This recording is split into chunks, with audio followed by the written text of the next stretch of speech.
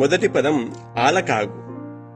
ఆలకాగు అంటే ఒక పొడవాటి కుండను, పెద్ద కుండను ఒక చోట పెట్టి చుట్టూ మట్టితో ఒక కటకంలాగా కడతారు. మధ్యలో కొండ ఉంటుంది, చుట్టూ కడతారు.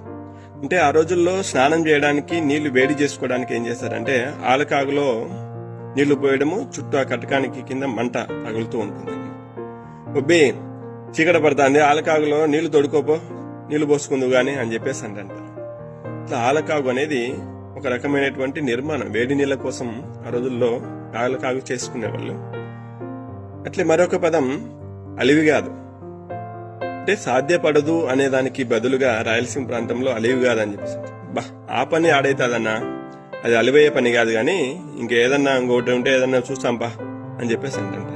అంటే సాధ్యపడదు అనే దానికి బదులుగా అలివిగాదు అనేటటువంటి ఈ ప్రయోగాన్ని ఎక్కువగా ప్రయోగిస్తుంటారు రాయలసీమ ప్రాంతంలో. అంటే ఆసాది కూత అని మరొక మాండలికం.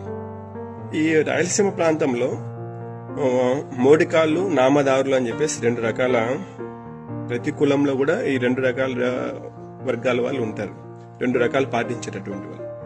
మోడికాళ్ళ ఇళ్లలో ఎవరైనా మనుషులు చనిపోతే వాళ్ళ తద్దినం రోజు ఏం చేస్తారంటే పాయసము, చిత్రాన్నం లాంటిది పెట్టి చేస్తారు. కానీ నామదాల ఇళ్లలో ఖచ్చితంగా మాంసాన్ని వండి, తద్దినం రోజు మాంసాన్ని వండి ఈ ఆసాదిని పిలిపించి వాళ్ళ చేత సోది చెప్పించారు. ఆసాది సోది అని చెప్పేసి అంటారు.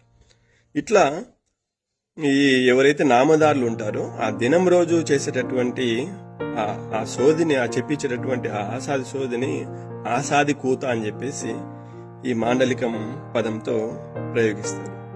అట్లే ఇకారాలు పడడం అంటే విక్రీ చేష్టలు చేయడం అన్నమాట. ఏంది పోయి చిన్నంతరం పెద్దంతరం లేకుండా నాతో ఇకరాలు పడుతున్నావు, పనేం లేదా నీకు చూసుకోపో అని చెప్పేసి అరుస్తుంటారు. అంటే అంటే వెకిరి చేష్టలు అంటే చేయకూడనటువంటి అపహాస్యం చేయడానికి ప్రయోగిస్తూ చేసేటటువంటి చేష్టలు ఏవైతే ఉంటాయో దాన్ని ఇకరాలు పడడం అని చెప్పేసి ఈ రాయలసీమ ప్రాంతంలో ప్రయోగిస్తారు. ఇట్లా మరొక పదం ఇకిలించు. అంటే వెక్కిరించడం, ఒక రకంగా అంటే అపహాస్యం చేయడం, హేళన చేయడం. ఏంది ఇక్లించి నవ్వుతాండవు, అంతగా ఏం కనొచ్చింది పోయి నా ముఖంలో, అంతగా ఇక్లించి నవ్వుతానవు అని చెప్పేసి అంటారు.